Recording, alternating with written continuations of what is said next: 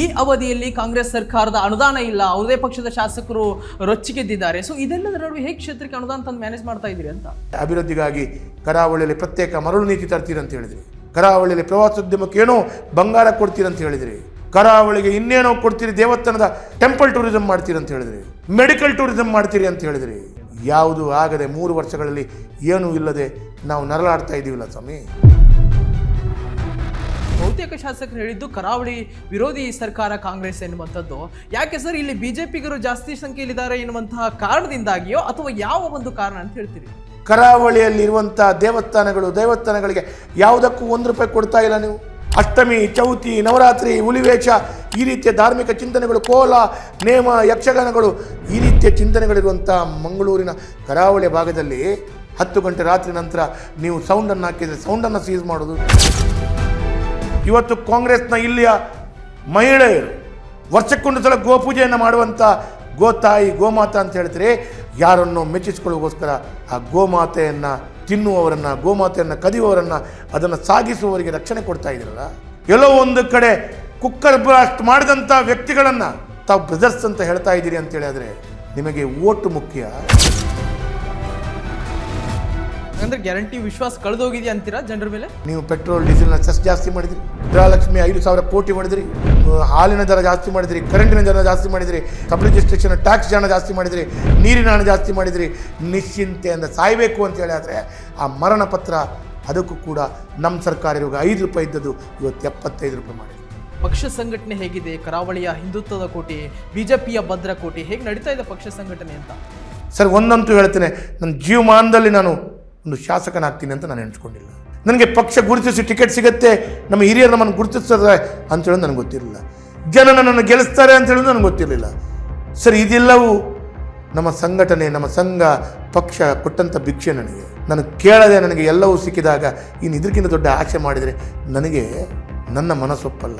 ಇವತ್ತು ಹೇಳ್ತೇನೆ, ಇಡೀ ರಾಜ್ಯದಲ್ಲಿ ಕಳೆದ 75 ವರ್ಷದಲ್ಲಿ ಯಾರಾದರೂ ಒಬ್ಬರು ಶಾಸಕರು ಅವರ ವಿಧಾನಸಭಾ ಕ್ಷೇತ್ರದ ಯಾವುದೇ ಮನೆಗಳ ಗುರುತನ್ನು ಹೇಳಲಿಕ್ಕೆ ಹೇಳಿ, ಅವ್ರು ಹೇಳ್ತಾರೋ ಹೇಳೋದಿಲ್ಲೋ ನನಗೆ ಗೊತ್ತಿಲ್ಲ ಸರ್. ಆದರೆ ವೇದವ್ಯಾಸ ಮತ ಕೇಳಿ ಎಲ್ಲರನ್ನು ಸೇರಿಸ್ಕೊಂಡು ಅಭಿವೃದ್ಧಿ ಮಾಡುವಂಥ ಕೆಲಸ ಕಾರ್ಯಗಳಲ್ಲಿ ಹಗಲು ರಾತ್ರಿ ದುಡಿದಿದ್ದೇನೆ. ರಾತ್ರಿ 2-4 ಗಂಟೆ ಆದರೂ ಕೋಲ, ನೇಮ, ಯಕ್ಷಗಾನ.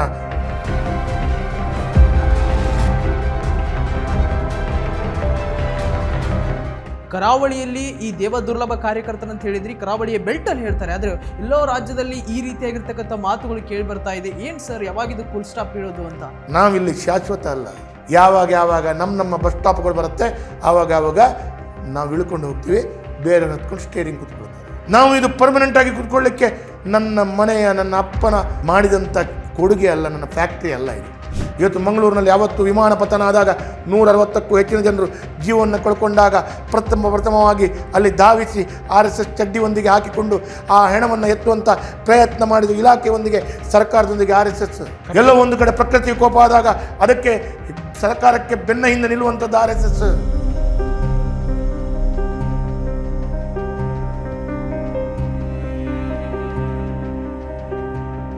ಎರಡು 2028 ಹೊತ್ತಿಗೆ ಭಾರತೀಯ ಜನತಾ ಪಾರ್ಟಿ ನೇತೃತ್ವದಲ್ಲಿ ಸರ್ಕಾರ, ಕಾಂಗ್ರೆಸ್ ಅಂತೂ ನೆಲಕಚ್ಚಿ ಹೋಗುತ್ತೆ. ನೀವು ಏನೇ ಗ್ಯಾರಂಟಿ ಕೊಡಿ, ಏನೇ ಮಾಡಿ, ಆದರೆ ಜನರು ಅದೆಲ್ಲವನ್ನು ತಗೊಂಡು ಜನರಿಗೆ ಫೆಡಪ್ ಅಂತ ಹೇಳ್ತಾರೆ. ನಮಸ್ಕಾರ, ವಿಶ್ವವಾಣಿ ಟಿವಿಗೆ ಸ್ವಾಗತ. ನಾನು ಚಿದಾನಂದ್ ರುದ್ರಾ ಪುರ್ಮಡ್. ಪ್ರಿಯ ವೀಕ್ಷಕರೇ, ವಿಶ್ವವಾಣಿ ಟಿವಿಯ ಕ್ಷೇತ್ರ ಸಂಚಾರ ಕರಾವಳಿಯ ಹೆಬ್ಬಾಗಿಲು ಮಂಗಳೂರು ದಕ್ಷಿಣ ವಿಧಾನಸಭಾ ಕ್ಷೇತ್ರದಲ್ಲಿತ್ತು. ಈ ಕ್ಷೇತ್ರದ ಶಾಸಕರಾಗಿರುವಂತಹ ವೇದವ್ಯಾಸ್ ಕಾಮತ್ ಅವರ ಅಭಿವೃದ್ಧಿ ಕಾರ್ಯಕ್ರಮಗಳು ಮತ್ತು ಅವರ ಬಗ್ಗೆ ಇರುವಂತಹ ಜನಾಭಿಪ್ರಾಯ ಏನಿದೆ ಎಂಬುದರ ಬಗ್ಗೆ ಜನರ ನಾಡಿ ಮಿಡಿತ ಅರಿತುಕೊಳ್ಳುವಂಥ ಕೆಲಸವನ್ನ ಇವತ್ತು ವಿಶ್ವವಾಣಿ ಟಿವಿಯ ತಂಡ ಮಾಡ್ತು. ಹಾಗಾಗಿ ಇವತ್ತು ಸುತ್ತ ಇದರ ಬಗ್ಗೆ ಮಾತನಾಡಲಿಕ್ಕೆ, ಕ್ಷೇತ್ರದ ಅಭಿವೃದ್ಧಿಯ ಬಗ್ಗೆ ಮಾತನಾಡಲಿಕ್ಕೆ ಮತ್ತು ಪ್ರಸ್ತುತ ರಾಜ್ಯ ರಾಜಕಾರಣದ ಕೆಲವೊಂದಿಷ್ಟು ವಿಷಯಗಳ ಕುರಿತು ಮಾತನಾಡಲಿಕ್ಕೆ ಇವತ್ತು ಸ್ವತಃ ನಮ್ಮ ಜೊತೆಗೆ ಶಾಸಕರಾಗಿರುವಂತಹ ವೇದವ್ಯಾಸ್ ಕಾಮತ್ ಅವರಿದ್ದಾರೆ. ಬನ್ನಿ ಅವರನ್ನು ಮಾತಾಡಿಸೋಣ. ಕ್ಷೇತ್ರದ ಅಭಿವೃದ್ಧಿಯ ಬಗ್ಗೆ, ಪ್ರಸ್ತುತ ರಾಜಕಾರಣದ ಬಗ್ಗೆ, ಎಲ್ಲದರ ಬಗ್ಗೆ ತಿಳ್ಕೊಂಡು ಬರೋಣ. ಸರ್, ಕಾರ್ಯಕ್ರಮಕ್ಕೆ ಸ್ವಾಗತ. ಹೇಗಿದ್ದೀರಾ ಸರ್? ಆರಾಮ್. ತುಂಬ ಓಡಾಟ ಆಗಿಬಿಟ್ಟಿದೆ ಕರಾವಳಿ ವಿತ್ ಮಂಗಳೂರು ಜೊತೆಗೆ. ಸೊ ಇದೆಲ್ಲದರ ನಡುವೆ ಕ್ಷೇತ್ರದ ಕಾರ್ಯಕ್ರಮಗಳು ಹೇಗೆ ಸಾಗ್ತಾ ಇದೆ ಅಂತ? ಕ್ಷೇತ್ರದ ಎಲ್ಲ ಜನರ ಕಾರ್ಯಕ್ರಮಗಳು ಭಾಳ ಒಳ್ಳೆ ರೀತಿಯಲ್ಲಿ ಸಾಗ್ತಾ ಇದೆ. ಎಸ್, ಸಾರ್ವಜನಿಕವಾಗಿ ಪ್ರತಿ ಮನೆಗಳಿಗೆ ಮುಟ್ಟುವ ಹಾಗೆ ನಾನು ಶಾಸಕನಾಗಿ ಸಂಪೂರ್ಣವಾಗಿ ಯಶಸ್ವಿಯಾಗಿ ನನ್ನ ಕೆಲಸ ಕಾರ್ಯಗಳನ್ನು ಮಾಡ್ತಾ ಇದ್ದೇನೆ. ಜನರಿಂದ ಮೆಚ್ಚುಗೆಗಳು ಕೂಡ ವ್ಯಕ್ತಪಡಿಸ್ತಾ ಇದೆ. ಎಲ್ಲೋ ಒಂದು ಕಡೆ ವೇದವ್ಯಾಸ ಕಾಮತೇರು ಅಂತ ಹೇಳಿದರೆ ನಮ್ಮ ಕಾಮತೇರು ಅಂತ ಹೇಳುವಂಥ ಭಾವನೆಗಳು ಕ್ಷೇತ್ರದಲ್ಲಿ ಭಾಳ ಒಳ್ಳೆಯ ರೀತಿಯಲ್ಲಿದೆ. ಇವತ್ತು ಶಾಸಕನಾಗಿ ಕ್ಷೇತ್ರದ ಜನತೆಯೊಂದಿಗಿರುವಂಥ ಸಂಬಂಧಗಳು, ಒಡನಾಟಗಳು, ಸಾರ್ವಜನಿಕ ಕಾರ್ಯಕ್ರಮಗಳು ಅದರಲ್ಲಿ ಕೂಡ ಎಲ್ಲ ಭಾಳ ಯಶಸ್ವಿಯಾಗಿ ಆಗ್ತಾ ಇದೆ ಅಂತ ಹೇಳುವಂಥದ್ದು ನಾನು ಭಾಳ ಸಂತೋಷದಲ್ಲಿ ಹೇಳಿದ್ದೆ. ಸರ್, 2018ರಲ್ಲಿ ಪ್ರಥಮ ಬಾರಿ ಶಾಸಕರಾಗಿ ವಿಧಾನಸೌಧವನ್ನು ಪ್ರವೇಶ ಮಾಡಿದ್ರಿ. ಆಗ ಒಂದು 11 ತಿಂಗಳ ಮೈತ್ರಿ ಸರ್ಕಾರ ಇತ್ತು. ತದನಂತರದಲ್ಲಿ ತಮ್ಮ ಸರ್ಕಾರ ಬಂತು, ಏನೋ ಅನುದಾನ ತಂದು ಕ್ಷೇತ್ರವನ್ನು ಅಭಿವೃದ್ಧಿ ಮಾಡಿದ್ರಿ. ಈ ಅವಧಿಯಲ್ಲಿ ಕಾಂಗ್ರೆಸ್ ಸರ್ಕಾರದ ಅನುದಾನ ಇಲ್ಲ, ಯಾವುದೇ ಪಕ್ಷದ ಶಾಸಕರು ರೊಚ್ಚಿಗೆದ್ದಿದ್ದಾರೆ. ಸೊ ಇದೆಲ್ಲದರ ನಡುವೆ ಹೇಗೆ ಕ್ಷೇತ್ರಕ್ಕೆ ಅನುದಾನ ತಂದು ಮ್ಯಾನೇಜ್ ಮಾಡ್ತಾ ಇದ್ದೀರಿ ಅಂತ? ಇವತ್ತು ವೇದವ್ಯಾಸ ಕಾಮತ್ರನ್ನ ನನ್ನ ಕ್ಷೇತ್ರದ ಜನರು ತಿಳ್ಕೊಂಡ ಹಾಗೆ ಇವರು ಅಭಿವೃದ್ಧಿ ಮಾಡುವಂಥ ಶಾಸಕರು ಅಂತ ಹೇಳುವಂಥದ್ದು ಒಂದು ಹೆಸರಿದೆ. ಪ್ರಾರಂಭದಲ್ಲಿ 11-12 ತಿಂಗಳು JDS ಕಾಂಗ್ರೆಸ್ ಸಮ್ಮಿಶ್ರ ಸರ್ಕಾರ ಇದ್ದಾಗ, ತದನಂತರ ಮಾನ್ಯ ಯಡಿಯೂರಪ್ಪರು ಮತ್ತು ಬೊಮ್ಮಾಯಿಯವರು ಬಂದ ನಂತರ ನಗರದಲ್ಲಿ ಆದಂಥ ಬದಲಾವಣೆಗಳು, ಅಭಿವೃದ್ಧಿ ಕಾರ್ಯಗಳನ್ನು ಕಣ್ಣಾರೆ ಮಂಗಳೂರಿನ ಜನತೆ ಕಂಡಿದ್ದಾರೆ. ಇವತ್ತು ನಾನು ಹೇಳಬೇಕು ಅಂತ ಹೇಳಿದ್ರೆ, ಮಂಗಳೂರಿನ ಜನತೆಗೆ ಕುಡಿಯುವಿಕೆಗಾಗಿ ನೀರನ್ನು ಕೊಡಬೇಕು ಅಂತ ಹೇಳೋ ದೃಷ್ಟಿಯಲ್ಲಿ ಇವತ್ತು ಜಲಸಿರಿ ಯೋಜನೆ ಸರಿಸುಮಾರು 700 ಕೋಟಿ ರೂಪಾಯಿಯಷ್ಟು ಕಾಮಗಾರಿಗಳ ಜಲಸಿರಿ ಕಾಮಗಾರಿಗಳು ಈಗಲೂ ಆಗ್ತಾ ಇದೆ.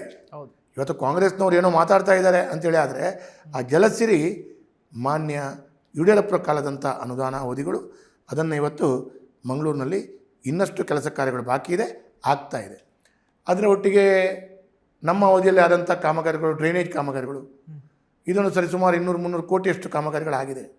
ತದನಂತರ ನನ್ನ ಕ್ಷೇತ್ರದಲ್ಲಿರುವಂಥ 2 ಲೇಡೀಸ್ ಮತ್ತು ಜೆಂಟ್ಸ್ ITI ಕಾಲೇಜಿಗೆ 75 ಕೋಟಿ ರೂಪಾಯಿ, 4 PU ಕಾಲೇಜಿಗೆ 15-12 ಕೋಟಿ, ಹಾಗೆ 4 PU ಕಾಲೇಜುಗಳಿಗೆ ಬಂದಿದೆ. 2 ಡಿಗ್ರಿ ಕಾಲೇಜಿಗೆ 15 ಕೋಟಿ ರೂಪಾಯಿ. ಹಾಗೆ ಸ್ಮಾರ್ಟ್ ಸಿಟಿಯ ಯೋಜನೆಗಳ ಇಂಟರ್ನ್ಯಾಷನಲ್ ಸ್ವಿಮ್ಮಿಂಗ್ ಪೂಲ್ ಇರ್ಬೋದು, ಇಂಟರ್ನ್ಯಾಷನಲ್ ಶಟ್ಲ್ ಕೋರ್ಟ್ ಇರ್ಬೋದು, ಇಂಟರ್ನ್ಯಾಷನಲ್ ಕಬಡ್ಡಿ ಕೋರ್ಟ್ ಇರ್ಬೋದು.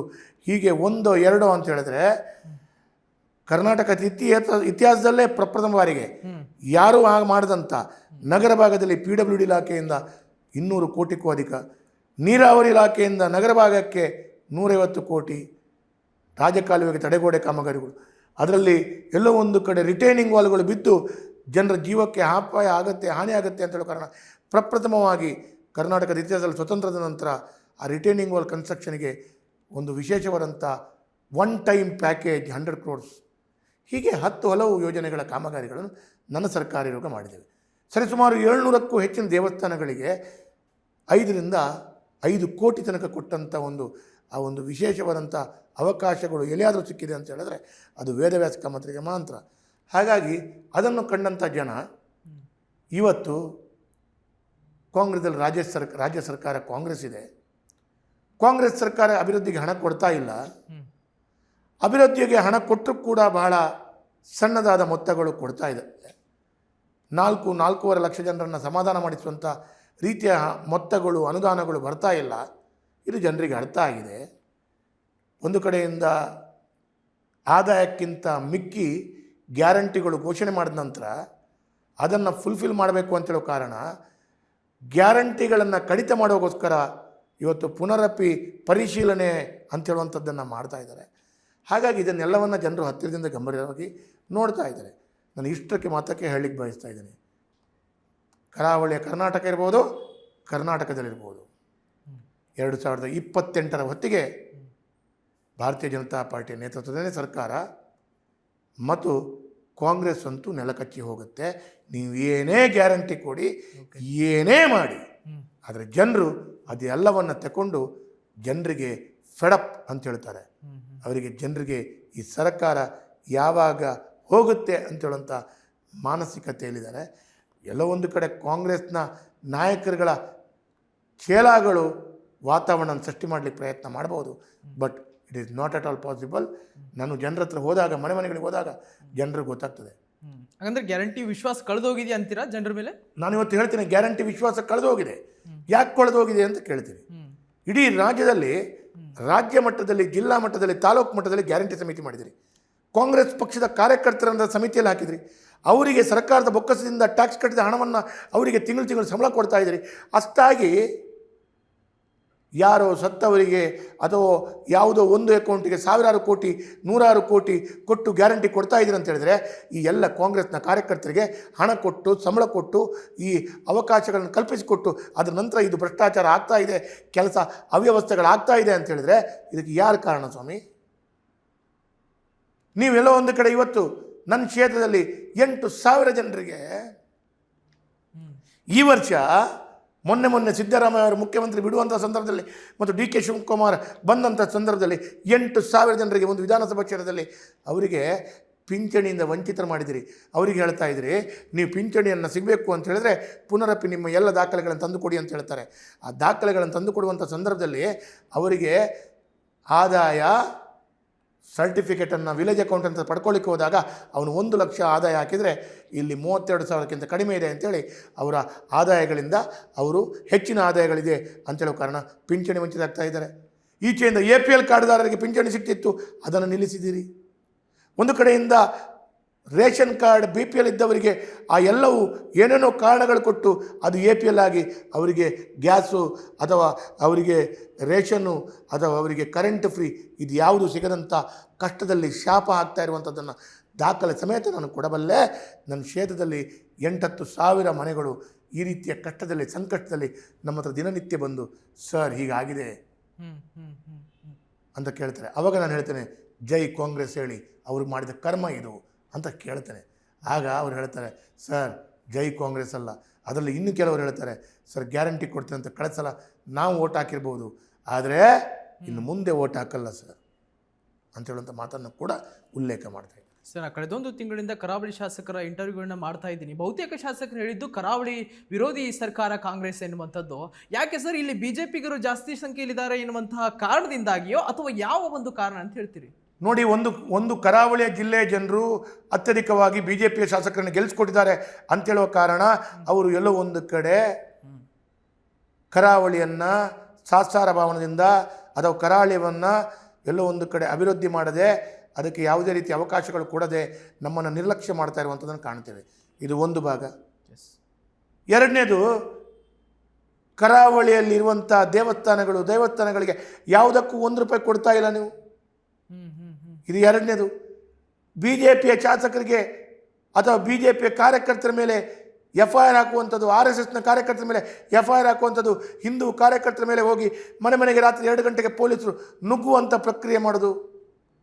ಎಲ್ಲೋ ಒಂದು ಕಡೆ ಅಷ್ಟಮಿ, ಚೌತಿ, ನವರಾತ್ರಿ, ಹುಲಿವೇಷ ಈ ರೀತಿಯ ಧಾರ್ಮಿಕ ಚಿಂತನೆಗಳು, ಕೋಲ, ನೇಮ, ಯಕ್ಷಗಾನಗಳು ಈ ರೀತಿಯ ಚಿಂತನೆಗಳಿರುವಂಥ ಮಂಗಳೂರಿನ ಕರಾವಳಿ ಭಾಗದಲ್ಲಿ 10 ಗಂಟೆ ರಾತ್ರಿ ನಂತರ ನೀವು ಸೌಂಡನ್ನು ಹಾಕಿದರೆ ಸೌಂಡನ್ನು ಸೀಸ್ ಮಾಡೋದು. ಬೆಳಿಗ್ಗೆ 4 ಗಂಟೆಗೆ ಮಸೀದಿಯಲ್ಲಿ ಅವರ ಪ್ರಾರ್ಥನೆ ಬಂದರೆ ಅದನ್ನು ನಿಲ್ಲಿಸುವಂಥ ಸಾಮರ್ಥ್ಯ ಕಾಂಗ್ರೆಸ್ ಸರ್ಕಾರಕ್ಕಿಲ್ಲ. ನಾನು ಮಸೀದಿಯ ಪ್ರಾರ್ಥನೆ ನಿಲ್ಲಿಸಬೇಕು ಅಂತ ನಾನು ಹೇಳ್ತಾ ಇಲ್ಲ, ಆದರೆ ಕಳೆದ 100 ಸಾವಿರಾರು ವರ್ಷಗಳಿಂದ ಮಾಡ್ತಿರುವಂಥ ನಮ್ಮ ಕೋಲ, ನಮ್ಮ ಯಕ್ಷಗಾನ ಅದನ್ನು ನಿಲ್ಲಿಸಲಿಕ್ಕೆ ಪ್ರಯತ್ನ ಮಾಡಿಲ್ವಾ? ನಮ್ಮ ಅಷ್ಟಮಿಯನ್ನು ಅಲ್ಲಲ್ಲಿರುವಂಥ ಸೌಂಡ್ ಸಿಸ್ಟಮನ್ನು ಸೀಜ್ ಮಾಡ್ಕೊಂಡು ಪೊಲೀಸ್ ಹೋಗಿಲ್ವಾ? RSS ಬಗ್ಗೆ ಇಲ್ಲ ಸಲ್ಲದ ಮಾತುಗಳನ್ನು ಆಡಿ RSSನ್ನು ಅವೇಳನ ಮಾಡಿ ಮಾತಾಡುವುದನ್ನು ಕಾಣ್ತಾ ಇಲ್ವಾ? ಇವತ್ತು ಕರ್ನಾಟಕದಲ್ಲಿ RSSನ ಕೊಡುಗೆ, ಇಡೀ ದೇಶದಲ್ಲಿ RSSನ ಕೊಡುಗೆ ಗೊತ್ತಿದೆ. ಇವತ್ತು ಮಂಗಳೂರಿನಲ್ಲಿ ಯಾವತ್ತು ವಿಮಾನ ಪತನ ಆದಾಗ 160ಕ್ಕೂ ಹೆಚ್ಚಿನ ಜನರು ಜೀವವನ್ನು ಕಳ್ಕೊಂಡಾಗ ಪ್ರಥಮವಾಗಿ ಅಲ್ಲಿ ಧಾವಿಸಿ RSS ಚಡ್ಡಿಯೊಂದಿಗೆ ಹಾಕಿಕೊಂಡು ಆ ಹೆಣವನ್ನು ಎತ್ತುವಂಥ ಪ್ರಯತ್ನ ಮಾಡಿದ ಇಲಾಖೆಯೊಂದಿಗೆ ಸರ್ಕಾರದೊಂದಿಗೆ RSS. ಎಲ್ಲೋ ಒಂದು ಕಡೆ ಪ್ರಕೃತಿ ಕೋಪ ಆದಾಗ ಅದಕ್ಕೆ ಸರ್ಕಾರಕ್ಕೆ ಬೆನ್ನ ಹಿಂದೆ ನಿಲ್ಲುವಂಥದ್ದು RSS. ಅಂಥ RSSನ ಬಗ್ಗೆ ನೀವು ಅಲ್ಪಸಂಖ್ಯಾತರನ್ನು ಓಲೈಸಬೇಕು, ನೀವು ಓಲೈಸಿಕೊಳ್ಳಿ. ಜಮೀರ್ ಅಹ್ಮದಿಗೆ ಮಂತ್ರಿಸ್ಥಾನ ಕೊಟ್ಟಿಲ್ಲ ಅಂತೇಳೋ ಕಾರಣ RSSಗೆ ತಿಳುವಂಥ ಕಾರ್ಯಗಳು ಮಾಡಿದರೆ RSSನ ಗೌರವಿಸುವಂಥ ವ್ಯಕ್ತಿಗಳು ನಿಮ್ಮನ್ನು ವಿರೋಧ ಮಾಡ್ತಾರೆ. ಒಂದು ಕಡೆ ಕೇಳ್ತಾರೆ. ಅದರ ನಂತರ ಇನ್ನೊಂದು ಮಾತನ್ನು ಕೇಳ್ತೇನೆ. ನಾವು ಇವತ್ತು ಕಾಂಗ್ರೆಸ್ನ ಇಲ್ಲಿಯ ಮಹಿಳೆಯರು ವರ್ಷಕ್ಕೊಂದು ಸಲ ನವರಾತ್ರಿ ಸಂದರ್ಭದಲ್ಲಿ ಗೋಪೂಜೆಯನ್ನು ಮಾಡ್ತಾರೆ. ವರ್ಷಕ್ಕೊಂದು ಸಲ ಗೋಪೂಜೆಯನ್ನು ಮಾಡುವಂಥ ಗೋತಾಯಿ, ಗೋಮಾತಾ ಅಂತ ಹೇಳ್ತೀರಿ, ಅದನ್ನು ತಿಂದು ಕದ್ದು ತಲವಾರನ್ನು ಜಳಪಡಿಸಿ ನಮ್ಮ ಮನೆಯಿಂದ ಕದ್ದುಕೊಂಡು ಹೋಗುವಂಥ ವ್ಯಕ್ತಿಗಳಿಗೆ ನೀವು ಪೊಲೀಸ್ ಸ್ಟೇಷನಿಂದ ಬಿಡಿಸ್ತೀರಲ್ರಿ. ನಾವು ತಾಯಿಯ ಹಾಲನ್ನು ಬಿಟ್ಟ ನಂತರ ಆ ದನದ ಹಾಲನ್ನು ಕುಡ್ಕೊಂಡು ಬದುಕಿ ಬಂದಂಥ ಕರಾವಳಿಯ ತುಳುನಾಡಿನ ಜನರು ನಾವು ನಾಗನಿಗೆ ಹಾಲಿನ ಅಭಿಷೇಕ, ದೇವರಿಗೆ ಹಾಲಿನ ಅಭಿಷೇಕ ಇದನ್ನು ಮಾಡುವಂಥ ಆ ಭಾವನೆಯನ್ನು ಹೊಂದಿದಂಥ ವ್ಯಕ್ತಿಗಳಿಗೆ ನೀವು ಇವತ್ತು ಯಾರನ್ನು ಮೆಚ್ಚಿಸಿಕೊಳ್ಳೋಗೋಸ್ಕರ ಆ ಗೋಮಾತೆಯನ್ನು ತಿನ್ನುವವರನ್ನು, ಗೋಮಾತೆಯನ್ನು ಕದಿಯುವವರನ್ನು, ಅದನ್ನು ಸಾಗಿಸುವವರಿಗೆ ರಕ್ಷಣೆ ಕೊಡ್ತಾ ಇದ್ದೀರಲ್ಲ. ಎಲ್ಲೋ ಒಂದು ಕಡೆ ಕುಕ್ಕರ್ ಬ್ಲಾಸ್ಟ್ ಮಾಡಿದಂಥ ವ್ಯಕ್ತಿಗಳನ್ನು ತಾವು ಬ್ರದರ್ಸ್ ಅಂತ ಹೇಳ್ತಾ ಇದ್ದೀರಿ ಅಂತೇಳಿ ಆದರೆ ನಿಮಗೆ ಓಟು ಮುಖ್ಯ. ಇವತ್ತು ಭಾಳ ದುಃಖ ಆಗ್ತಾ ಇದೆ. ಮಂಗಳೂರಿನ ಹತ್ತಿರ ಬಂಟ್ವಾಳದ ಭಾಗದಲ್ಲಿ, ಬಂಟ್ವಾಳ ವಿಧಾನಸಭಾ ಕ್ಷೇತ್ರದಲ್ಲಿ ನೆತ್ತರಕೆರೆ ಅಂತೇಳುವಂಥ ಒಂದು ಭಾಗ ಇದೆ. ಅಲ್ಲಿ ಟಿಪ್ಪು ಸುಲ್ತಾನರು 1 ಲಕ್ಷ ಕ್ರೈಸ್ತರನ್ನು ಮಾರಣಹೋಮ ಮಾಡಿ ಆ ದೊಡ್ಡ ಗುಂಡಿಯಲ್ಲಿ ಕ್ರೈಸ್ತರ ರಕ್ತವನ್ನು ಹೊರಲಾಡಿಸಿದಂಥ ದಾಖಲೆ ಇದೆ. ಅಂಥ ಕ್ರೈಸ್ತರನ್ನು ನಿರ್ನಾಮ ಮಾಡಿದ್ದು, ಹಿಂದೂ ದೇವಾಲಯಗಳನ್ನು ನಿರ್ನಾಮ ಮಾಡುವಂಥ ಪ್ರಯತ್ನ ಮಾಡಿದ್ದು, ಹಿಂದೂಗಳನ್ನು ಕೊಂದದ್ದು. ಅಂಥ ಟಿಪ್ಪುವಿನ ಜಯಂತಿ ಮಾಡುವಾಗ ಕ್ರೈಸ್ತರಿಗೇನು ಅನ್ನಿಸ್ದಿಲ್ವೋ? ನಮಗೆ ಅಂತೂ ಎದೆ ಒಳಗಡೆ ನಮಗೆಲ್ಲ ಒಂದು ಕಡೆ ದುಃಖ ಬರುತ್ತೆ. ನಮ್ಮ ಹಿರಿಯರನ್ನು ಕೊಂದಂಥ, ನಮ್ಮ ವ್ಯವಸ್ಥೆಯನ್ನು ಅವ್ಯವಸ್ಥೆ ಮಾಡಿದ, ನಮ್ಮ ದೇವಸ್ಥಾನವನ್ನು ಲೂಟಿ ಮಾಡಿದಂಥ ವ್ಯಕ್ತಿಯನ್ನು ನೀವು ವಿಜೃಂಭಣೆ ಮಾಡಿ ಅದಕ್ಕೆ ಟಿಪ್ಪು ಜಯಂತಿ ಮಾಡ್ತೀರಿ, ರಜೆ ಕೊಡ್ತೀರಿ, ಕಾರ್ಯಕ್ರಮ ಮಾಡ್ತೀರಾದರೆ ಆ ಕ್ರೈಸ್ತರು ಕೂಡ ಅದನ್ನು ಕೇಳುವಂಥ ಪರಿಸ್ಥಿತಿಗಳು ಬೇಕಲ್ಲ. ನಾನಿವತ್ತು ಒಂದು ಮಾತನ್ನು ಈ ಸಂದರ್ಭದಲ್ಲಿ ಹೇಳ್ತೇನೆ. ಒಟ್ಟಾರೆ ಅಭಿವೃದ್ಧಿಗಾಗಿ ಕರಾವಳಿಯಲ್ಲಿ ಪ್ರತ್ಯೇಕ ಮರಳು ನೀತಿ ತರ್ತೀರಿ ಅಂತ ಹೇಳಿದಿರಿ. ಕರಾವಳಿಯಲ್ಲಿ ಪ್ರವಾಸೋದ್ಯಮಕ್ಕೆ ಏನೋ ಬಂಗಾರ ಕೊಡ್ತೀರಿ ಅಂತ ಹೇಳಿದಿರಿ. ಕರಾವಳಿಗೆ ಇನ್ನೇನೋ ಕೊಡ್ತೀರಿ, ದೇವಸ್ಥಾನದ ಟೆಂಪಲ್ ಟೂರಿಸಮ್ ಮಾಡ್ತೀರಿ ಅಂತ ಹೇಳಿದ್ರಿ, ಮೆಡಿಕಲ್ ಟೂರಿಸಮ್ ಮಾಡ್ತೀರಿ ಅಂತ ಹೇಳಿದ್ರಿ. ಯಾವುದು ಆಗದೆ 3 ವರ್ಷಗಳಲ್ಲಿ ಏನೂ ಇಲ್ಲದೆ ನಾವು ನರಳಾಡ್ತಾ ಇದ್ದೀವಿಲ್ಲ ಸ್ವಾಮಿ.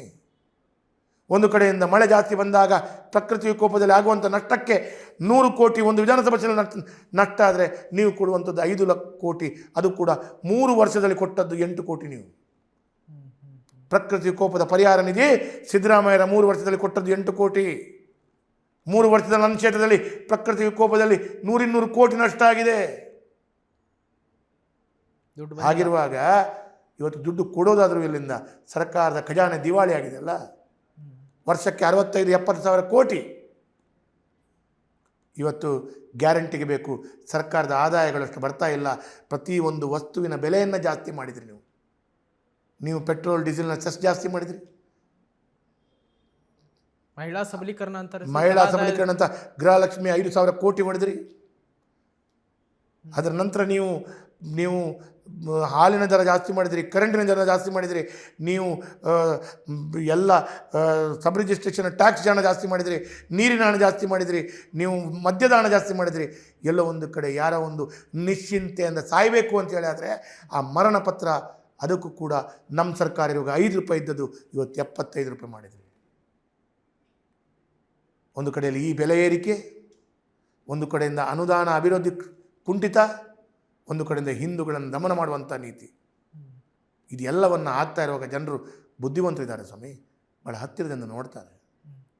ನಮ್ಮ ಕ್ಷೇತ್ರದಲ್ಲಿ ಏನೆಲ್ಲ ಪ್ರವಾಸೋದ್ಯಮಕ್ಕೆ ಆಗಬೇಕು ಸರ್, ಏನು ಬೇಡಿಕೆಗಳನ್ನ ಇಟ್ಟಿದ್ದೀರಿ ಅಂತ ಸರ್ಕಾರದ ಮುಂದೆ? ನೋಡಿ, ನಾನು ನಮ್ಮ ಕ್ಷೇತ್ರದಲ್ಲಿ ನಂದು ಬಹಳ ನಗರ ಭಾಗ ಆದ ಕಾರಣ, ನಂದು 100ಕ್ಕೆ 100 ನಗರ ಭಾಗ ಆದ ಕಾರಣ ಒಂದು 2-3 ದೇವಸ್ಥಾನಗಳು ಮತ್ತು ಒಂದು ಚರ್ಚು, ಈ ರೀತಿಯ ಭಾಳ ಪುರಾತನವಾಗಿರುವಂಥ ವ್ಯವಸ್ಥೆಗಳಿಗೆ ಜೋಡಿಸ್ಕೊಳ್ಳುವಂಥ ಕೆಲಸ ಕಾರ್ಯಗಳನ್ನು ನಾನು ಮಾಡಿದ್ದೇನೆ. ಯಾವುದು ಮಾಡಿದ್ದೇನೆ ಅಂತ ಹೇಳಿದ್ರೆ ನಾನು ಮನವಿಯನ್ನು ಕೊಟ್ಟಿದ್ದೇನೆ. ಒಂದು ಮಂಗಳಾದೇವಿ, ಮಂಗಳೂರು ಅಂತೇಳಿ ಹೆಸರು ಬಂತ ಮಂಗಳಾಂಬೆಯ ಮಂಗಳಾದೇವಿ, ಕದ್ರಿ ಮಂಜುನಾಥ, ಗೋಕರ್ಣನಾಥೇಶ್ವರ, ಮಂಗಳೂರಿನ ಕಾರ್ ಸ್ಟ್ರೀಟ್ನ ರಥಬೀದಿಯ ವೆಂಕಟರಮಣ ದೇವಸ್ಥಾನ, ಹೀಗೆ ಕುಡುಪು ನಾಗನ ಸನ್ನಿಧಿಯ ಕುಡುಪು ಸುಬ್ರಹ್ಮಣ್ಯ ದೇವಸ್ಥಾನ, ಹೀಗೆ ಈ ಒಂದು 4-5 ದೇವಸ್ಥಾನಗಳು. ಅದೇ ರೀತಿಯಲ್ಲಿ ಎಲೋಷಿಯಸ್ ಚರ್ಚ್ ಇರ್ಬೋದು, ಹಾಗೆ ಬೇರೆ ಬೇರೆ ಪುರಾತನವಾದಂಥ ಚರ್ಚ್ಗಳಿರ್ಬೋದು, ಅಥವಾ ಇನ್ನಿತರ ವ್ಯವಸ್ಥೆಗಳನ್ನು ಜೋಡಿಸಿಕೊಳ್ಳುವಂಥ ದೃಷ್ಟಿಯಲ್ಲಿ ಅದಕ್ಕೆ ವಿಶೇಷವಾಗಿ ತಾವು ಅವಕಾಶಗಳು ಕೊಡಬೇಕು. ಸುಲ್ತಾನ್ ಬತ್ತೇರಿಯಲ್ಲಿ ಆ ನದಿ ಬರುತ್ತೆ. ನನ್ನ ನಗರ ಭಾಗಕ್ಕೆ 22 ಕಿಲೋಮೀಟರ್ ನದಿ ಆವರಿಸ್ಕೊಂಡಿರುವಂಥ ಕ್ಷೇತ್ರ.